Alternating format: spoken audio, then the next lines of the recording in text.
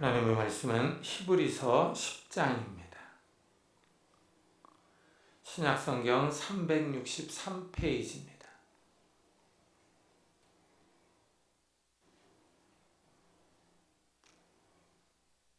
히브리서 10장 32절부터 11장 2절까지 저와 여러분이 한 절씩 교독하겠습니다.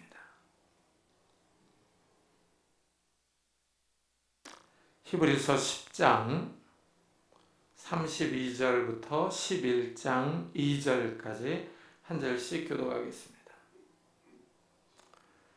전날에 너희가 빚을 받은 후에 고난의 큰 싸움을 견뎌낸 것을 생각하라.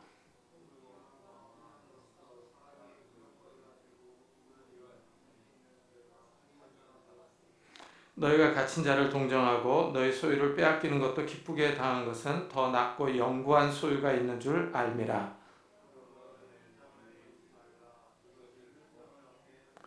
너희에게 인내가 필요함은 너희가 하나님의 뜻을 행한 후에 약속하신 것을 받기 위함이라.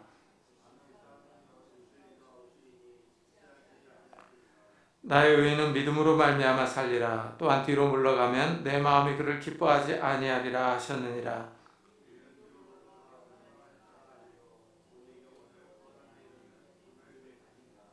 믿음은 바라는 것들의 실상이요 보이지 않는 것들의 증거니 선진들이 이로써 증거를 얻었느니라. 아멘.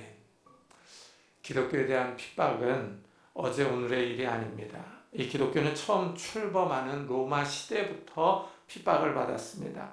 초기 로마 정부는 공개적으로 기독교인들을 박해했습니다. 기독교인이라는 이유 하나만으로 원형극장에서 사자나 호랑이의 밥이 되었습니다. 검투사들에게 죽임을 당하는 사람이 많았습니다. 신앙 때문에 사람들의 구경거리가 되었습니다.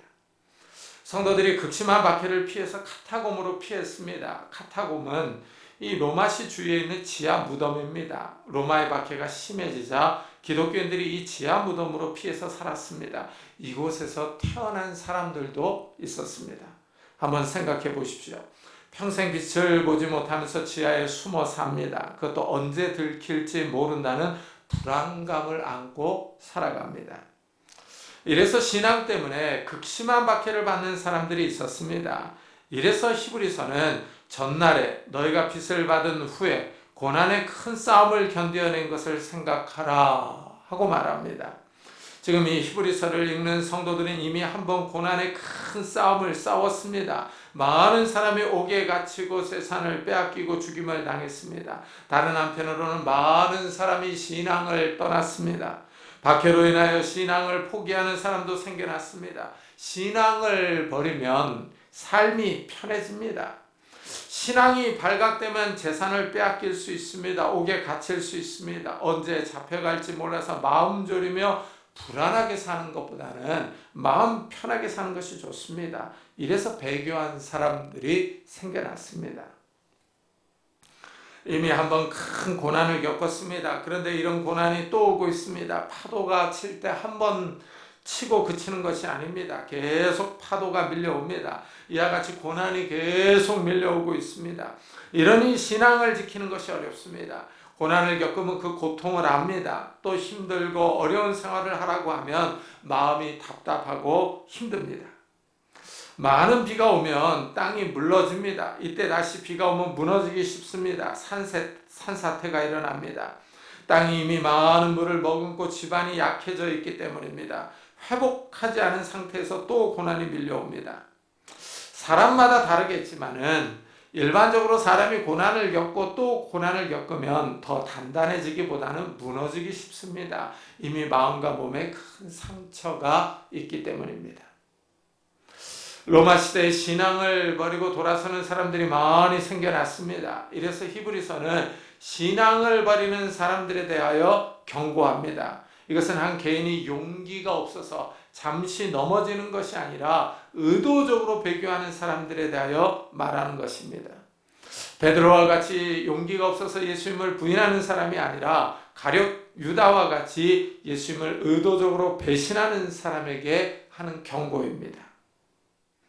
우리가 진리를 아는 지식을 받은 후 짐짓 죄를 범한 즉 다시 속죄하는 제사가 없고 오직 무서운 마음으로 심판을 기다리는 것과 대적하는 자를 태울 맹렬한 불만 있으리라 하고 말합니다. 진리를 안 후에 박해로 인하여 다시 배교하는 사람들이 생겨납니다. 배교하는 사람들과 신앙을 대적하는 사람들에게 하나님의 무서운 심판이 기다리고 있습니다. 그러나 사람들이 하나님의 심판을 우습게 생각합니다. 하나님의 심판이 즉각 나타나지 않으니까 심판이 없다고 말합니다. 싱가포르는 법이 엄격하기로 유명합니다. 예를 들면 껌을 반입하거나 판매하다 걸리면 싱가포르 돈으로 $10,000의 벌금을 내거나 1년 이하의 징역을 살아야 합니다. 혹은 둘 다입니다. 싱가포르 $10,000면 우리나라 돈으로 약 980만 원입니다. 이래서 싱가포르 거리에 껌이 없고 깨끗합니다. 이렇게 강한 법이 있으면 사람들이 잘 지킵니다. 처벌이 무섭기 때문입니다. 만일 다른 사람의 물건을 훔치면 즉시 손목이 잘려나간다고 생각해 보십시오. 하나님이 이렇게 강력하게 즉각 심판한다면 사람들이 하나님의 말씀을 잘 지킬 것입니다. 하나님의 마지막 심판을 생각하면 우리의 마음이 뜨거워집니다. 아직도 믿지 않는 우리 가족 식구들, 믿음이 연약한 가족들 때문입니다. 이 세상에 사는 동안이 기회인데 이 가족들을 그렇게 전도해도 믿지를 않습니다. 오히려 너나 잘 믿어라, 너나 천국 가라 하고 우리의 말을 비웃습니다. 예수 그리스도의 복음을 조롱합니다. 하나님의 엄중한 심판이 있다는 사실을 알지 못하기 때문입니다. 믿지 않는 식구들은 천하태평입니다. 세상을 즐기면서 살아갑니다. 오히려 우리를 비웃습니다. 그러나 믿는 식구들의 마음은 새카맣게 타들어갑니다. 믿는 식구들은 하나님의 심판을 알기 때문에 더 스트레스를 받습니다. 믿지 않는 가족들을 위해서 더 간절하게 기도하는 성도님들이 되시기를 바랍니다. 히브리서를 읽는 성도들에게 또 큰 시험이 닥치고 있습니다. 한 번도 아니고 두 번씩이나 큰 환난과 핍박이 몰려옵니다. 매를 맞고 옥에 갇힙니다. 사람들에게 손가락질을 당하고 비난을 받습니다. 재산을 빼앗기고 목숨을 잃습니다. 이렇게 큰 어려움이 오면 내가 믿는 신앙이 과연 올바른 것인가 하는 의심이 들지 않을 수가 없습니다. 내가 믿는 예수 그리스도가 정말 진리인가 혹은 내가 세뇌당하는 것은 아닐까 하는 의심이 듭니다. 어떻습니까? 만약 우리 성도님들이 이런 상황에 있다면 어떤 반응을 보일 것 같습니까? 핍박과 고난을 온몸으로 견디실 것 같습니까? 아니면 도망가겠습니까? 아니면 배교할 것 같습니까? 감사하게도 우리는 실제 이런 상황에 있지 않습니다. 정말 우리가 이런 상황에 있다면 우리 역시 신앙을 진지하게 고민할 것입니다. 히브리서를 읽는 교회는 이미 어려운 시험을 겪었습니다. 첫 번째 시험을 잘 이기고 견뎠습니다. 너희가 갇힌 자를 동정하고 너희 소유를 빼앗기는 것도 기쁘게 당한 것은 더 낫고 영구한 소유가 있는 줄 알미라 합니다. 성도들은 재산을 빼앗기고 감옥에 갇혀서도 흔들리지 않았습니다. 성도들은 하늘에 더 낫고 영구한 소유가 있다는 사실을 알고 있었기 때문입니다. 이 땅의 재물은 다른 사람이 빼앗아 갈 수 있습니다. 소유권이 바뀔 수 있습니다. 또한 아무리 많은 재산이 있어도 사람이 죽을 때 그 많은 재산을 가지고 갈 수 없습니다. 이 땅에 놓고 가야 합니다. 그러나 하늘의 재산은 그렇지 않습니다. 성도들에게 하늘의 재산이 있습니다. 하나님이 우리에게 물려주시는 상속 재산입니다. 영원한 하나님의 나라는 없어지지 않고 빼앗아갈 수 없는 재산입니다. 우리 앞으로 되어 있는 영원한 재산입니다. 성도들은 하늘의 상속 재산이 있다는 사실을 알고 박해와 어려움을 참고 인내하는 것입니다. 성도들에게 하늘의 기업이 있습니다. 예수님의 십자가 사건을 믿고 거룩해진 사람들에게 하나님이 약속하신 영원한 기업입니다.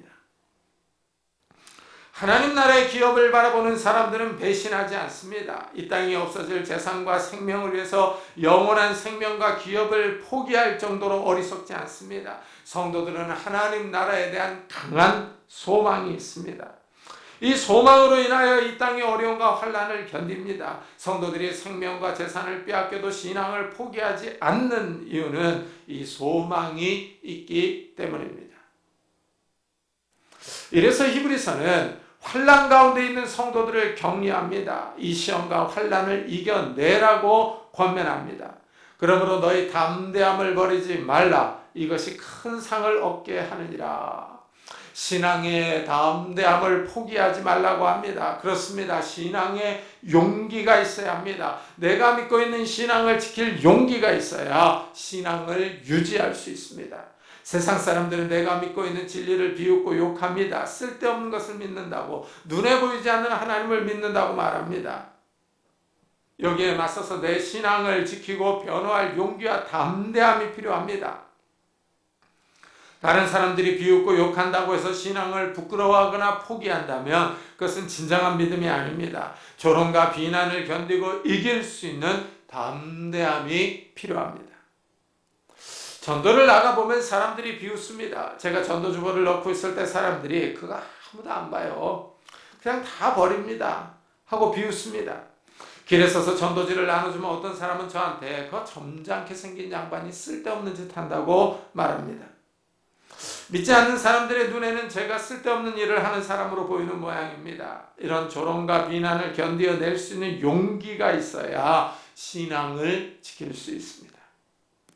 식사 시간에도 마찬가지입니다. 직장에서 점심 식사할 때 감사기도를 합니다. 그럼 주위 사람들의 시선이 부담스럽습니다. 직장 동료들이 한마디씩 합니다. 자네 교회 다니나? 이 한마디가 괜히 부담스럽습니다. 그래서 기도를 얼른 끝내는 사람들도 있습니다. 믿지 않는 사람들의 시선이 부담스러울 때가 있습니다. 그러나 담대함을 가져야 합니다. 내가 소유한 신앙이 진리라는 사실을 확신해야 합니다. 그래야 신앙을 위하여 모든 것을 희생하며 헌신할 수 있습니다. 사람들이 비웃고 조롱해도 신앙을 포기하지 않습니다. 사람들에 대하여 내가 믿는 진리를 담대하게 선포할 수 있습니다. 이렇게 자신이 믿는 진리를 변호하고 변증할 수 있어야 합니다. 많은 사람 앞에서 자신의 신앙을 말할 수 있는 용기와 담대함이 필요합니다. 이런 사람들이 하나님 앞에 섰을 때 상을 받습니다. 마지막 날에 하나님이 잘했다, 착하고 충성된 종아 하고 칭찬하시며 상을 주실 것입니다. 하늘나라의 상이 우리를 기다리고 있는 줄을 믿습니다. 히브리서는 또한 인내하라고 권면합니다. 너에게 인내가 필요하면 너희가 하나님의 뜻을 행한 후에 약속하신 것을 받기 위함이라. 인내는 오래 참는 것입니다. 환난과 핍박이 올 때 오래 참아야 합니다. 환난과 어려움 앞에서 굴복하는 것이 아니라 견디는 것입니다. 이런 모범을 보인 사람이 욥입니다. 욥은 시험이 올 때 오래 참았습니다. 처음에는 재산을 빼앗겼습니다. 갑자기 이방 민족들이 쳐들어와서 사람들을 죽이고 재산을 강탈해 갑니다. 갑자기 동풍이 불어서 집이 무너져 버립니다. 욥의 자녀들까지 다 죽습니다. 갑자기 모든 것을 다 잃었습니다. 참담한 상황입니다. 그렇지만 욥은 참고 인내합니다. 재난을 당해도 욥이 하나님을 부인하지 않습니다. 자신의 믿음을 굳게 잡고 있습니다. 그러자 사탄이 더 강하게 몰아칩니다. 한 번의 고난으로 끝났으면 좋았을 텐데 파도가 계속 밀려오는 것처럼 고난이 또 밀려옵니다. 사탄이 욥의 몸에 병이 생기게 합니다. 몸이 너무 가려워서 기왓장으로 긁습니다. 병이 심해지자 아내가 욥을 비난합니다. 하나님을 욕하고 죽으라고 합니다. 가장 믿었던 사람이 배신합니다. 가장 가까이서 욥을 위로하고 도와줘야 할 아내마저 욥을 비난하며 떠나갑니다. 그러나 욥은 신앙을 배신하지 않습니다. 오히려 욥은 아내에게 어리석은 여자라고 말합니다. 하나님께 보고를 받았으니 화도 받는다고 말합니다. 신앙의 문제로 부부가 갈라섭니다. 가정이 깨집니다. 그렇지만 욥은 자신의 신앙을 굳게 잡고 있습니다. 파도가 치듯이 고난이 계속 밀려왔지만 욥은 오래 참고 인내합니다. 계속 이어진 고난도 욥의 믿음을 깨트리지 못합니다. 욥은 끝까지 하나님을 부인하지 않습니다. 인내하는 사람에게 하나님이 복을 주십니다. 인내하는 사람이 하나님의 약속을 받습니다. 이것은 오늘날도 마찬가지입니다. 오래 참는 사람이 하나님의 약속을 받습니다. 기도에도 이 원리가 적용됩니다. 하나님의 말씀을 믿고 기도하는 사람은 오래 참고 기다려야 합니다. 이런 사람들이 하나님의 응답을 받습니다. 우리는 급합니다. 그러나 하나님은 전혀 급하지 않습니다. 성경을 잘 읽어보십시오. 하나님은 항상 마지막 순간에 찾아오십니다. 끝까지 우리를 지켜보십니다. 우리의 마음에 무엇이 있는지를 달아보십니다. 하나님의 말씀을 믿는지 믿지 않는지를 보십니다. 하나님의 약속을 믿는 사람들은 마지막 순간까지 기다려야 합니다. 그래야 하나님의 약속을 선물로 받을 수 있습니다. 믿음의 인내는 우리가 살아가는 이 종말의 시대에 더 필요합니다. 하나님이 인간을 구원하기 위하여 행하신 구원 사건이 있습니다. 하나님의 아들이 이 땅에 와서 세상을 위해 십자가에서 죽고 부활하셨습니다. 승천하시면서 다시 오실 것을 약속하셨습니다. 재림 외에는 하나님의 구속 사건이 다 이루어졌습니다. 지금 온 세상에 이 구원의 복음이 선포되고 있습니다. 이제 성도들은 예수님의 재림을 기다리고 있습니다. 예수님이 다시 오시면 세상 역사가 끝나고 하나님의 나라가 시작될 것입니다. 그러나 예수님이 하늘로 올라가신 지가 벌써 2000년이 흘렀습니다. 이래서 어떤 사람들은 예수님의 재림이 너무 늦다고 말하면서 재림을 의심합니다. 어떤 사람들이 예수님의 재림은 없다고 아예 대놓고 부인합니다. 하지만 오늘 말씀을 잘 보십시오.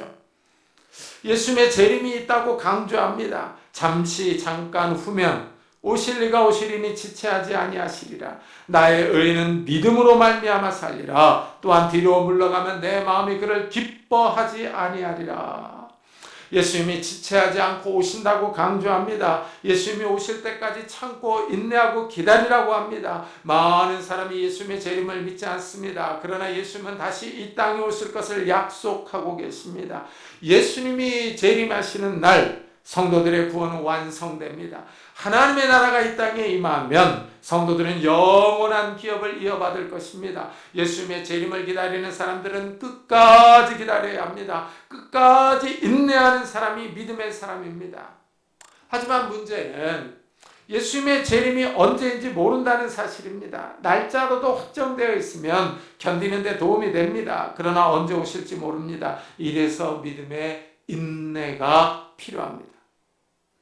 히브리서는 하박국 선지자의 말을 인용하여 나의 의는 믿음으로 말미암아 살리라 하고 선언합니다. 이 말은 하박국 선지자의 질문에 대한 하나님의 대답입니다. 하박국 선지자는 이스라엘 사회에 폭력이 난무한 것을 보고 하나님께 기도합니다. 악인들이 많아지며 폭력과 파괴가 있습니다. 소송과 다툼이 일어나고 사회정의가 시행되지 않습니다. 하박국이 하나님께 도움을 요청합니다. 그러나 응답이 더딥니다. 하박국이 답답해서 언제까지입니까? 하고 기도하면서 성 위에 서서 하나님의 응답을 기다립니다. 이때 하나님이 하박국에게 찾아오십니다. 이 계시는 정한 때가 있다고 응답하십니다. 비록 더딜지라도 기다리라고 합니다. 이 계시가 응할 때가 있다고 하시면서 의인은 믿음으로 살리라 하십니다. 하나님은 시대가 아무리 어렵고 힘들어도 기다리라고 하십니다. 사회정의가 이루어지지 않고 폭력이 난무해도 믿음으로 기다리라고 하십니다. 히브리 시대나 하박국 시대나 우리 시대나 사람들이 타락해서 악하고 음란합니다. 그래도 우리는 박해가 없는 나라에 살아서 그나마 낫습니다. 하지만 이 악한 시대에서 성도들은 믿음으로 예수님의 재림을 기다려야 합니다. 예수님의 재림을 기다리며 믿음으로 사는 사람들은 또한 이 악한 시대의 어려움과 환난을 이겨내야 합니다. 하나님은 믿음에서 후퇴하는 사람을 기뻐하지 않습니다. 환난과 어려움 때문에 믿음을 포기하는 사람을 하나님은 싫어하십니다. 하나님은 성도들이 이 어려운 상황에서도 전진하는 것을 좋아하십니다. 후진하는 것을 좋아하지 않습니다. 나의 의는 믿음으로 말미암아 살리라. 또한 뒤로 물러가면 내 마음이 그를 기뻐하지 아니하리라 하십니다. 여기서 하나님의 성향이 드러납니다. 하나님은 뒤로 물러가는 사람을 기뻐하지 않으십니다. 믿음의 후퇴를 좋아하지 않습니다. 성도들이 어려움과 환난 앞에서 굴복하는 것이 아니라 정면으로 맞서서 힘있게 나가기를 원하십니다. 하나님은 작전상 후퇴를 원하지 않고 정면 돌파를 바라십니다. 상황이 이렇다 저렇다 하는 핑계를 기뻐하지 않습니다. 하나님은 믿음에 있어서는 성은 전진 스타일입니다. 하나님의 이런 성향은 이스라엘이 가데스 바네아에 있었을 때 그대로 나타났습니다. 하나님이 이스라엘을 이집트에서 해방하여 가나안 땅까지 데려왔습니다. 이스라엘의 가나안 땅을 정탐하기 위하여 정탐꾼을 보냈습니다. 12명이 갔다 와서 이구동성으로 약속의 땅은 좋다고 말합니다. 하나님이 이스라엘에게 주는 땅은 좋습니다. 그러나 그 땅에 사는 사람들이 거인족이며 그 성은 높고 튼튼합니다. 이래서 10명은 가나안 땅을 정복할 수 없다고 말합니다. 그러나 2명 여호수아와 갈렙은 가능하다고 말합니다. 하나님이 이 10명을 싫어하십니다. 이들은 광야로 들어가서 다 죽었습니다. 그러나 여호수아와 갈렙은 살았습니다. 하나님이 이들에게 가나안 땅에 들어가게 해주십니다. 여호수아와 갈렙은 가나안 땅을 정복하고 땅을 기업으로 받았습니다. 하나님은 믿음에서 후퇴하는 10명의 정탐꾼을 싫어하셨습니다. 그러나 2명의 정탐꾼을 좋아하셨습니다. 이스라엘은 거인족과 높은 성을 보면서 후퇴합니다. 이들은 하나님의 능력보다는 현실을 더 봅니다. 10명의 말을 더 들은 이스라엘은 하나님의 명령에 불순종합니다. 결국 불순종한 이스라엘은 광야에서 다 죽었습니다. 여기서 하나님의 성향이 선명하게 드러납니다. 하나님은 믿음으로 나아가는 사람을 기뻐하십니다. 그들을 도와주시며 함께 하십니다. 그러나 하나님은 믿음이 없는 사람을 좋아하지 않습니다. 하나님이 의인은 믿음으로 살리라 하십니다. 믿음이 생사를 가릅니다. 믿음으로 삽니다. 생명을 유지할 수 있습니다. 이 생명은 영원한 생명을 포함합니다. 히브리서는 계속 이렇게 말합니다. 우리는 뒤로 물러가 멸망할 자가 아니요 오직 영혼을 구원함에 이르는 믿음을 가진 자니라. 믿음에서 뒤로 물러서는 것은 파멸입니다. 믿음에서 후퇴하는 것은 망하는 길입니다. 마치 전쟁에서 돌격 앞으로 하는 것과 유사합니다. 앞에는 적들이 기관총을 쏘아대고 있습니다. 그런데 전진해야 합니다. 돌격 앞으로 하고 나아갔다는 죽을 수도 있습니다. 두려움과 공포가 밀려옵니다. 그렇다고 비겁하게 후퇴할 수도 없습니다. 앞에 어려움과 환난이 기다리고 있지만 믿음으로 전진하는 사람들이 생명을 얻습니다. 죽고자 하는 사람들이 삽니다. 예수 그리스도를 믿는 믿음이 우리를 구원합니다. 믿음이 우리를 보호합니다. 믿음이 성도들의 방패가 됩니다. 성도들은 이 악한 세상에서 믿음으로 사는 사람들입니다. 사람들은 여전히 죄악을 행하며 살아갑니다. 세상은 점점 사람들의 죄로 포악해져 갑니다. 여기에 자연재해는 더 심해져 갑니다. 요즘 우리 겨울 날씨가 이상합니다. 온탕과 냉탕을 오갑니다.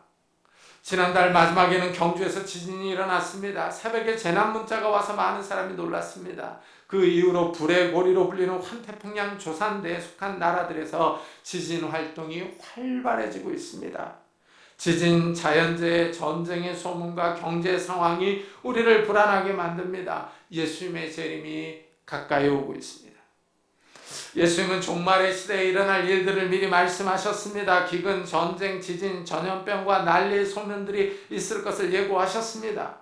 예수님이 말씀하신 대로 이 세상에 이런 현상들이 일어나고 있습니다. 예수님의 재림이 가까이 오고 있다는 사실을 보여줍니다. 요동치는 세상에서 하나님은 성도들이 믿음으로 끝까지 인내하기를 원하십니다. 우리는 이미 전염병이라는 큰 고난을 겪었습니다. 코로나 바이러스로 많은 사람이 신앙을 포기했습니다. 파도가 연이어 치듯이 전염병 이후에 계속 경제적 어려움이 밀려왔습니다. 고금리와 고물가가 우리의 신앙을 위협합니다. 또한 자연재해와 전쟁의 소문이 우리를 불안하게 하며 우리의 믿음을 흔들고 있습니다. 이런 어려움이 계속 밀려올 때 견디지 못하고 신앙을 포기하는 사람들이 나옵니다. 의도적으로 신앙을 포기하며 대적하는 사람들도 생겨납니다. 참 믿음은 환난의 때 진가가 드러납니다. 하나님이 어려움을 주시는 이유가 여기 있습니다. 환난이 닥칠 때 진짜인지 가짜인지 구별이 되기 때문입니다.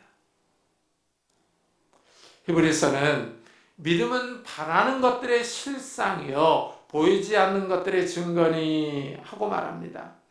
성도들은 더 낫고 영구한 소유가 있는 줄을 믿고 환난을 견디고 참았습니다. 하나님 나라를 바라보며 기다렸습니다. 성도들은 바라는 것이 있습니다. 이래서 믿음은 바라는 것들의 실상이라고 말합니다. 믿음으로 하나님 나라를 바라보기 때문입니다.